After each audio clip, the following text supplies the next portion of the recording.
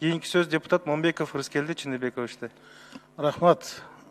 Айтыңыздарчы, Кыргызстан эгемендик алгандан бери Кыргызстандын жолдорун куруу үчүн канча каражат өлчөмүндө кредит жана грант алышты?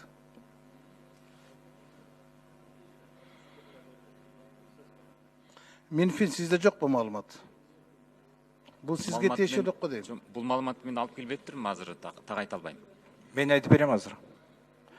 Так, 96-жылдан бери биз кредит боюнча 2 миллиард 148 миллион, грант боюнча 212 миллион алдык. Эгемендик алгандан бери Кыргызстандын жалаң жолдорго алган кредиттин саны 3 миллиард 750 миллион доллар болот. Эгемендик алгандан бери. Анын 3 миллиардты бул кредит, 700 миллиону гана доллары гана бул грант. Мына ошол салынган жолдордун бардыгы 1 километрине айланганда канчадан айланып атат? 1 километр жол бизде Кыргызстанда орточо канча менен айланып атат?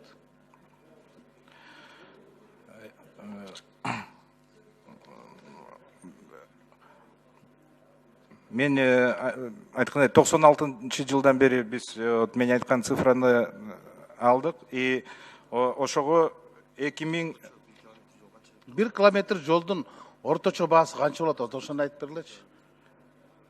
бүгүнкү күнгө 2079 километр салынган. Себестоимость километрдики. Токтоп туруңуз, Дастан Артысбекович. Мен булардан жолдун немесин эмес, мен жолго кеткен каражаттын көлөмү сурап атам. 1 километр жол 1,5 миллион доллар болобу? Ушундай болот атпайбы биздеги акыркы эсеп боюнча?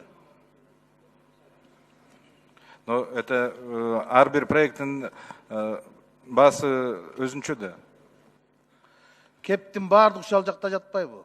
Силер фаза кылып өткөрүп атасыңар. Маселен, 3-4 фазага бөлүп туруп, эл аралык тендерлерди өткөрүп атасыңар. Бизде Германиянын, Испаниянын, же болбосо Австриянын, Чехиянын катышпайт. Бизде бир Кытай менен эле Кореянын, Түркиянын командалары, фирмалар катышып атпайбы? Бунун бардыгы коррупцияда. Кытайда 1 километр жол 900 миң болот атат. 1 миллион долларга жетпейт. А бизде 1,5 миллион доллардан 1 километр жолдун орточо баасы болот атат. Талас-Тарас суу самыр жолдун 3-чү фазасы боюнча эмне үчүн 2 жыл кечиктиңер? Ким күнөлүү? Ал боюнча проекттин руководители бар. Эркин Осоев. Рыскелди Чыныбекович, Эркин Осоев.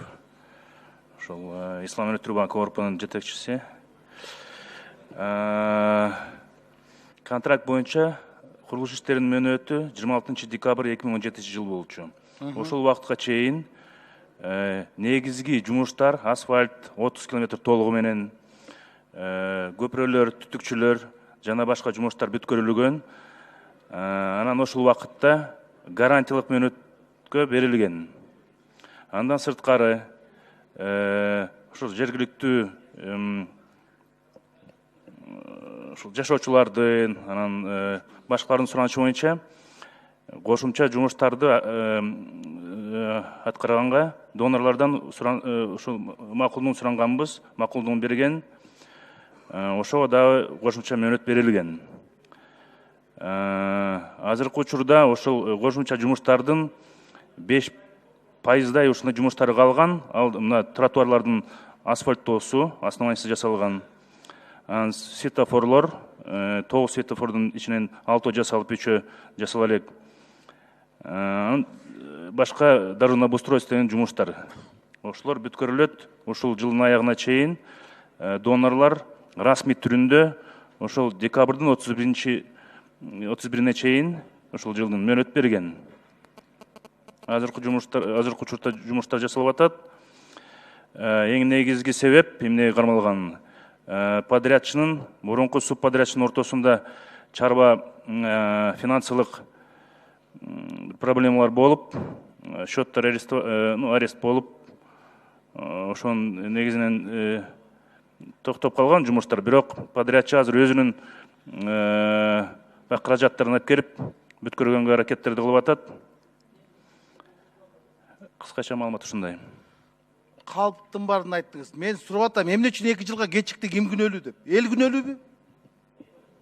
Жергиликтүү элге шылтап атпайсыңбы? Руслан Александрович, мен түшүндүрүп атпаймынбы? Мен түшүндүрүп атасың. Подрядчынын счетуна арест коюлган. Жергиликтүү элдин күнөөсү жок да. Туурабы? Туура. Ана эмне сиз жергиликтүү элдин суранычы менен иштер дагы көбөйтүлүп кетти? Кошумча жумуштарды айтып атам. Кошумча жумуштарды аткарганга суранган. Ошону биз донордон суранганбыз, макулдугун берген, ошону аткарып атабыз. Ошонун ичинде кошумча тротуарлар бар болчу, светофорлор, талашка кире бериште арка бар болчу. Токтотуңуз, жомоңузду, мен сизге так айтайын. 1 километр жол 40 метр алдындагы автобустун албай туруп басып кеткенсиңер. Мына Абдөк билет. ГКМ иш козгоп туруп анын счетун арест кылды. Чакыр Яппин качып кеткен. Чакыр Яппин $5 миллион алып, 17 миллион долларга, 12 миллион долларга берип коюп кетип атпайбы? Бир техникасы жок келбеди Чакыр Яппиңер. Эмне адамдын башын өртөп атасыңар силер? Жол бүткөн жок 2 жылдан бери. Сизге кылмыш ишин козгоп камаш керек болчу. Сиз күнөөлүүсүз. Ошол кезде сиз зам министр болчуңуз. Жолдун бүтпөй калгана ири. Рахмат. Биринчи микрофон процедурный.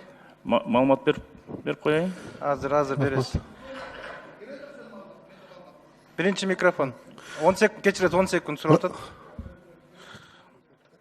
Урматтуу министр, сиз өткөндө айттыңыз да иш жүрүп атат деп. Иш жүргөн жок да, мына таласка төрага деле барат, мен деле барат. Жок дейм жумуш.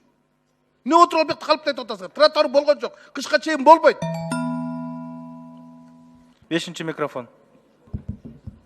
Рахмат, Дастанбек Арсбекович, Республика Талжурт Зулушев. Мына Карабалта Бишкек жолунда проекттин башчысы, сиз тактап коюңчу. Жанагы мөөнөтүндө бүтпөй кеткен жолдун курулушу.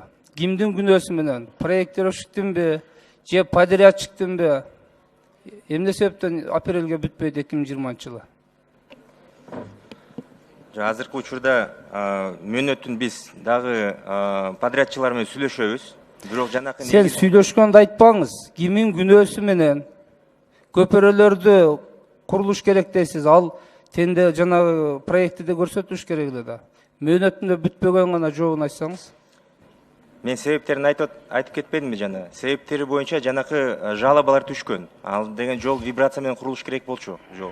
Ошо жалобалар түшкөндөн кийин Азия өнүктүрүү банкы деген долбоорду токтотуп койгон, каржылоосун.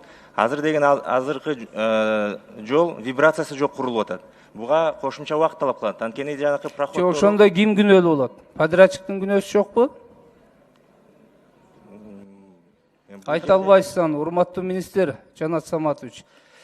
Мына көрдүңүздөр. Бардык бизден көзөмөл органдардын баары подрядчиктен бүгүнкү күндө адвокаты да защита кылат. Бардык эле курулуш боюнча бир эле жол эмес. Урматтуу депутаттар, мен баарыңыздарга кайрылат элем. Мына мыйзам бузуу менен мыйзам кабыл албайлы. Мына өткөндөгү эле ызычуудан мамлекет боюнча канча адам отурат билесиздер. Бүгүн мына өкмөттүн өкүлү отурат, канча жол эскерттик, тоготуп койбостон эң негизги мыйзам ратификация боюнча эсептөө палатасынын корутуусун алгысы келбейт. Алганга да тоготпойт. Мына регламенттин мыйзамды колго кармап турам, мен убактылуу окубайын. Экинчиден мына 3 фракциянын жетекчилери чечим чыгарып берип атат, 3 окууда кабыл алабыз деп. Урматтуу лидерлер, замдар, кимдер койдуңуздар, сиздер да карап коюңуздар. Фракция чечимди өзүңүздөр атынан чыгарып атасыздар. Мыйзамдуу нерсеге мыйзамсыз чечим чыгарып колдоп бериште эртең көтөрүлүшү мүмкүн бул маселелер. Биз мыйзам жол менен кетели, кеңиздер шашпайлы.